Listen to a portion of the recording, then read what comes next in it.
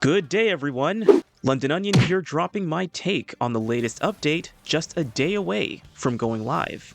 Anybody that has been paying attention to Remnant 2 updates will of course know of the new archetype joining the roster, the Invoker.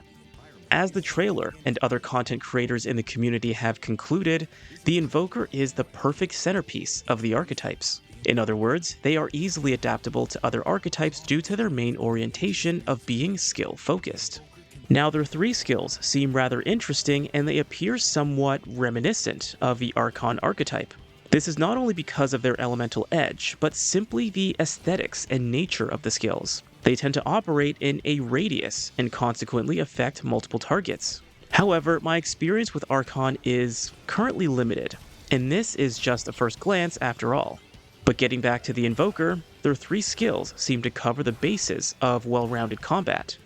Their first skill, Way of Keula, is a perfect mixture of offense and defense, slowing down foes with periodic lightning strikes to afflicted targets, while providing haste to allies. Their second skill, Way of Maedra, increases foe elemental sensitivity and healing opportunities to all allies with lifesteal. And the last skill, Way of Lydusa, is all stick, with an increase in critical chance and damage while empowering an AoE blast with enemy damage. Now, I have no idea what the perks are, but from what I've gathered thus far, they are all going to be based on skill usage. Now, I won't necessarily go into finer details, as I'm pretty sure a lot of it has been covered ad nauseum. We'll start with my predictions of suitable secondary archetypes, then end off with this onion's speculations on class limitations. So I've been able to notice very quickly a fair amount of Paxel text out there would likely favor the Ritualist to be a perfect pairing with the Invoker. Alas, this onion has not even begun any experimentation with this archetype, but from my limited knowledge, the Ritualist is oriented to area of effect offensive tactics. Next up, naturally, I would like to say Archon, though I also think one may become ironically one-dimensional without a team of allies to compensate, and this speculation will make a bit more sense when I discuss potential limitations. Next, I would argue that the Engineer would be a beautiful pairing with their versatile heavy weapon, and perhaps allow more use of it in hand.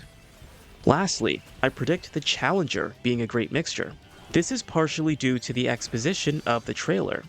There is a fair amount of melee-based offense taking place, and it seems to pair well with having AoE-esque attacks. Though I would say the first two skills would be most fitting for the Challenger. Now, this is not exhaustive, but those would be my top picks to experiment with, and I can only imagine how crazy everyone is going to go with their own experiments and other archetypes. But moving on to this onion's speculated limitations, the first one is a bit shaky, but one potential limitation this onion predicts is lengthy skill cooldown times. Yes, I am aware that it is a skill-based class with a prime perk intended to address this, and an archetype trait that is intended to increase skill durations. But from the trailer, there are a few moments where one can notice skills in their cooldown phase. Obviously, the builds are technically unknown, but the cooldown meter was going rather slowly in this onion's opinion, which may be a balancing feature for having double skill charges and increased skill duration. Next, as flashy and devastating as the Invoker appears, this onion speculates that their effect is wide, but damage relatively thin. Again, there are few instances where damage numbers can be observed, but it appears that more focused attacks, like the initial wave from Way of Keula, is the devastating part, while widespread attacks, like the lightning, are minor in comparison. But my observation is inherently limited, and the limitations speculative at best.